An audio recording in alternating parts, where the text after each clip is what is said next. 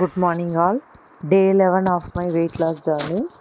அன்றைக்கி காலையில் 4:45 எந்திரிச்சு ஜூம்பா ஒர்க் அவுட் முடிச்சுட்டு பட்டை, கிராம்பு, ஏலக்காய் எல்லாம் போட்டு சீரகம் போட்டு கருவேப்பிலையோடு சேர்த்து ஒரு மார்னிங் வாட்டர் குடித்தாச்சு. குடித்து முடிச்சுட்டு பார்த்திங்கன்னா அதுக்கப்புறம் தான் ட்ரெஸ் வாஷ் பண்ண போனேங்க. முக்கியமான விஷயம் எல்லா வீடியோலையும் நான் சொல்கிறது தான், நீங்கள் வெயிட் லாஸ் ஜேர்னி ஸ்டார்ட் பண்ணுறதுக்கு முன்னாடி டாக்டரை கன்சல்ட் பண்ணிக்கோங்க. மைண்டில் எப்போவுமே வச்சுக்கோங்க. அதுக்கப்புறம் நீங்கள் வெயிட் லாஸ் ஸ்டார்ட் பண்ணுங்கள்.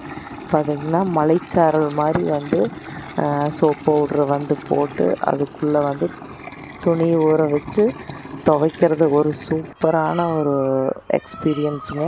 எனக்கு ரொம்ப பிடிக்கும். நான் ஏற்கனவே வீடியோவில் சொல்லியிருக்க மாதிரி துணி துவைச்சி காய போடுறதுன்னா எனக்கு ரொம்ப பிடிக்குங்க.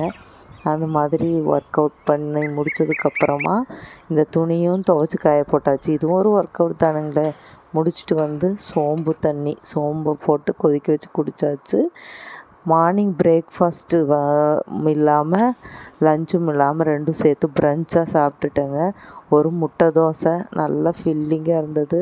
3 வகை சட்னியோட, கீரை சட்னி, தக்காளி சட்னி வித் ஒரு மேங்கோ. எனக்கு மாம்பழமும் ரொம்ப பிடிக்குங்க. சீசனல் ஃப்ரூட்ஸ் எப்போவுமே எடுத்துக்கிறது ரொம்ப நல்லது. மாப்பழம் ரெண்டுமே எனக்கு ரொம்ப பிடிக்கும். வாழையும் சேர்த்து தான்.